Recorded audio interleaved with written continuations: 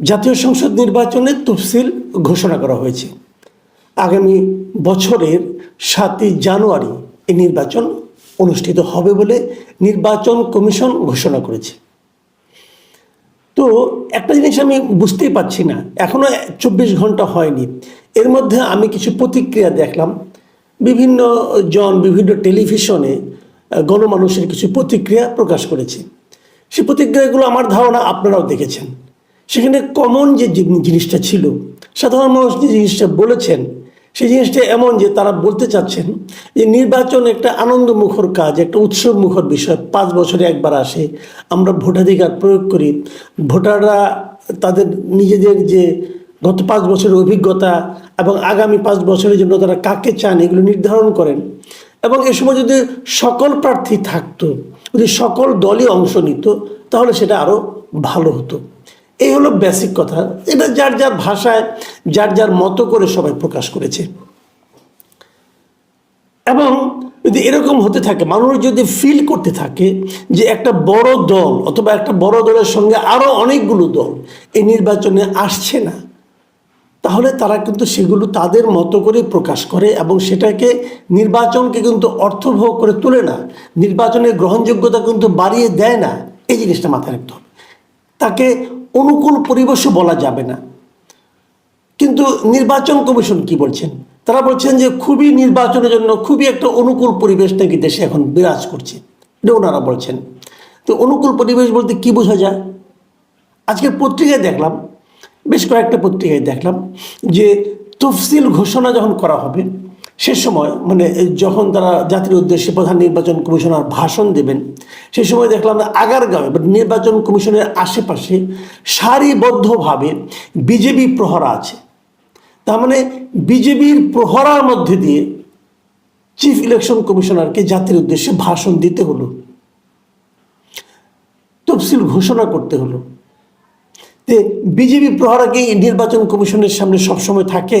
আমি তো বেশ কয়েকবার সেখানে গিয়েছি, কখনো তো দেখিনি বিজেপিকে একদম অস্ত্র টস্ত্র নিয়ে অ্যাটেনশন হয়ে দাঁড়িয়ে থাকা। যে এই দৃশ্যটা কি সাধারণ মানুষের মধ্যে আনন্দ উল্লাস এগুলো ঢুকিয়ে দেয় নাকি একটা ভয় ঢুকিয়ে দেয়? তার মানে একটা ভীতিকর পরিস্থিতি, একটা ভীতিকর পরিবেশের মধ্যে এই তফসিল ঘোষণা হলো। অথবা উল্টো দিকে বলা যায়, তফসিল ঘোষণার কারণে একটা ভীতিকর পরিবেশ অথবা পরিস্থিতির উদ্ভব হলো। আমি আরেকটা প্রসঙ্গ বলি, যখন নির্বাচন কমিশনের তফসিলটা ঘোষণা করলো, তখন আমাদের এই চ্যানেলে, মানে কথা এই চ্যানেলে আমি একটা জরিপের আয়োজন করেছিলাম। সেই জরিপে আমি প্রশ্ন করেছিলাম যে জাতীয় সংসদ নির্বাচনের তফসিল ঘোষণা করা হয়েছে, এই তফসিল ঘোষণা কি দেশে চলমান রাজনৈতিক পরিস্থিতিকে আরও জটিল করবে নাকি সহজ করবে? এই ছিল আমার প্রশ্ন। এটা খুব একটা মানে কঠিন প্রশ্ন না, কিন্তু সহজই একটা প্রশ্ন আমি করেছি। প্রথম 14 ঘন্টায় আমি এখান থেকে কি পেয়েছি রেজাল্ট? প্রথম 14 ঘন্টা এখানে 37,000 দর্শক তাদের অভিমত প্রকাশ করেছে। 37,000 দর্শক কিন্তু ফিগারটা একেবারে কম না। এবং এই 37,000 দর্শকের মতামতটা কি? তাদের মধ্যে 95% মানুষের মানে মতামত হচ্ছে যে এই ঘোষণাটা দেশের চলমান রাজনৈতিক পরিস্থিতিকে আরও জটিল করবে। 3% মানুষ মনে করেছেন এটাকে সহজ করবে, এটা ভালো হবে, এই জটিলতা কমবে। আর 3% মানুষ বলেছেন যে তারা এটা জানেন না। তো এই যদি হয় অবস্থা, মানে 95% মানুষ যদি বলে যে পরিস্থিতি আরো জটিল হয়ে যাবে, যে ঘোষণাটা দেশের রাজনৈতিক পরিস্থিতিকে আরো জটিল করে তুলে, সেটা এখনই প্রকাশ করে বাহাদুরি করার দরকারটা কোথায়? এই জিনিসটা কিন্তু আমি মোটেই বুঝতে পারি না। নির্বাচন কমিশনের কাজটা কি? নির্বাচন কমিশনার কয়েকদিন আগে বলেছিলেন যে কোনো কিছুর বিনিময়ে নির্বাচন করতেই হবে। যে কোনো কিছুর বিনিময় মানে কি? মানুষের ভোটাধিকারের বিনিময়ে, মানুষের ভোটাধিকার হরণ করার বিনিময়ে, গণতন্ত্রকে নির্বাসিত করার বিনিময়ে হলেও নির্বাচন করতে হবে। যে কোনো কিছুর বিনিময়ে মানে কি? মানুষের মধ্যে আতঙ্ক ছড়িয়ে দেওয়ার বিনিময়ে নির্বাচন করতে হবে, এই দায়িত্ব নির্বাচন কমিশনকে দেওয়া হয়েছে। তারা তাই মনে করেন। এবং যে কোনো কিছুর বিনিময়ে মানেটা কি? মানুষের মধ্যে এক ধরনের অর্থনৈতিক সংকট তৈরির মাধ্যমে নির্বাচন করতে হবে, বিনিময়ে নির্বাচন করতে হবে। আমি বুঝতে পারি না, এই লোকগুলি কি বাংলাদেশের মানুষ? তারা কি বাংলাদেশের বৃহত্তর জনগোষ্ঠীর মনের যে সমস্যা, মনের যে চিন্তা, সেটাকে উপলব্ধি করতে পারেন না? এই সমস্ত প্রশ্ন থাকবে, উচ্চারিত হবে। প্রিয় দর্শক, আপনারা এই সমস্ত প্রশ্নগুলো উচ্চারণ করতে থাকুন, একসময় নিশ্চয়ই আমরা জবাবে আশা করতে পারবো। তৃতীয় একটা প্রসঙ্গ আমি বলতে চাই, যেটা বলে আমি এই আলোচনাটা আজকে শেষ করব। তফসিল ঘোষণার পর, আচ্ছা আরেকটা জিনিস, ওই তৃতীয় প্রসঙ্গটা একটু পরে বলি, তার আগে আরেকটা কথা বলে দিই। সেই জিনিসটা হলো, এই যে আমি একটা জরিপ করলাম, এই জরিপের মধ্যে অনেকগুলো মানুষের মন্তব্য ছিল, প্রায় 250 উপরে মানুষের মন্তব্য ছিল। সেটা একটু বলে নেই, তারপরে অন্য প্রসঙ্গে আসি। যে 265, আমি যখন নিয়েছি তখন 265 জনের মন্তব্য আমি পেয়েছিলাম। তো তারা কি মন্তব্য করেছেন, সেই মন্তব্য থেকে আমি র্যান্ডমলি মাঝখান থেকে হঠাৎ করে 3টা মন্তব্য আমি নিয়েছি, মানে আলাদা আলাদা না, 3টা পাশাপাশি ছিল। আপনাদের 3টা একবারে দেখাচ্ছি।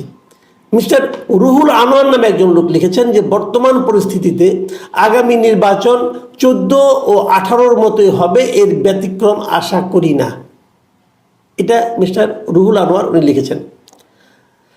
এনায়েত রাব্বি নামে একজন লিখেছেন, আমাদের মনে করায় সরকারের কি আসে যায়।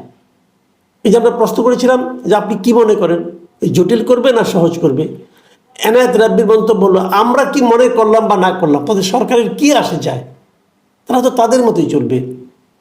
আর মিস্টার তামজিদ হোসেন তিনি লিখেছেন, কিছু মানুষের ব্যক্তিগত লাভের জন্য পুরো দেশের 18 কোটি মানুষকে ভয়ঙ্কর বিপদে ফেলে দিল। মানে উনিও অনুভব করতে পেরেছেন যে এটার কারণে 18 কোটি মানুষ ভয়ঙ্কর একটা বিপদের মধ্যে পড়তে যাচ্ছে। আর লাভ হবে কার?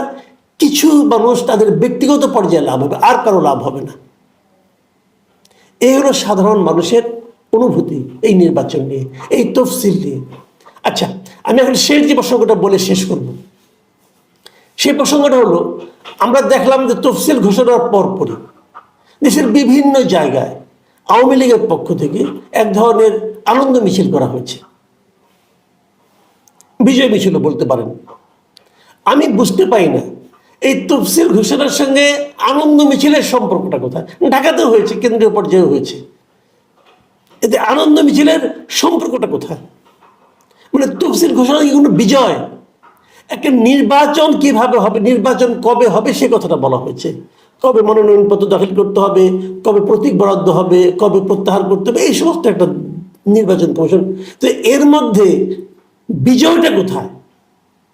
নাকি সরকারি দল ভেবেই নিয়েছে, বুঝেই গেছে যে এই তফসিল ঘোষণা মানে তাদের প্রার্থীরা সবাই বিজয়ী হবে, সরকার আবার বিজয়ী হবে, সরকার আবার ক্ষমতায় চলে আসবে, এবং তারা বলবে জনগণ আমাদেরকে আরো 5 বছরের জন্য রায় দিয়েছে। মানে একটা কনফার্ম বিজয়ের যে ফর্মুলা করা হয়েছে, সেই ফর্মুলার প্রকাশটা ঘটার কারণে বিজয়। আমি কিন্তু এর আগে কখনো দেখিনি যে নির্বাচনের তফসিল ঘোষণা করার পরে যে আনন্দ মিছিল হয়, আমি এর আগে কখনো দেখেছি বলে আমি মনে করতে পারছি না। প্রিয় দর্শক, আপনাদের যদি মনে থাকে বলবেন। তফসিল ঘোষণা হয়েছে, এটা তো বিজয় ঘোষণা হয়নি। আওয়ামী লীগকে তো বিজয়ী ঘোষণা করা হয়নি। তাহলে আওয়ামী লীগ এবং তাদের অঙ্গ সংগঠনগুলোর আনন্দ মিছিল করার লজিকটা কোথায়? সেটা একবার বলুন, সেটা একবার ভাবুন। তাহলে ভাবুন নির্বাচনটা কেমন হতে যাচ্ছে। আপনি নিশ্চিতভাবে জেনেই গেছেন যে আপনার নির্বাচিত হচ্ছেন যদি এইভাবে নির্বাচনটা করতে পারেন। তাহলে নির্বাচন করার দরকার কি ছিল? এটা তো একটা নাটক হচ্ছে, এবং এই নাটকের পিছনে ব্যয় কত হচ্ছে ধারণা আছে? 1600 কোটি টাকারও বেশি ব্যয় হবে এই নির্বাচনটা করতে। টাকাটা কে দিবে? কার টাকা এটা? অপচয় করা দরকার কি? সরকার ঘোষণা করে দিলেই পারে যে আমরাই বিজয়ী, ঘোষণা করে দিলেই পারে আগামী যতদিন বাংলাদেশ থাকবে ততদিন আওয়ামী লীগের ক্ষমতায় থাকবে। ঘোষণা করলে সমস্যাটা কি? তাদের যে সংখ্যাগরিষ্ঠতা আছে এটা সংসদে পাশ করে সংবিধানের অংশ করে নিলেই পারে, কোনো সমস্যা তো নেই। কেন করছে না? এই সমস্ত প্রশ্ন মানুষের মনে আছে।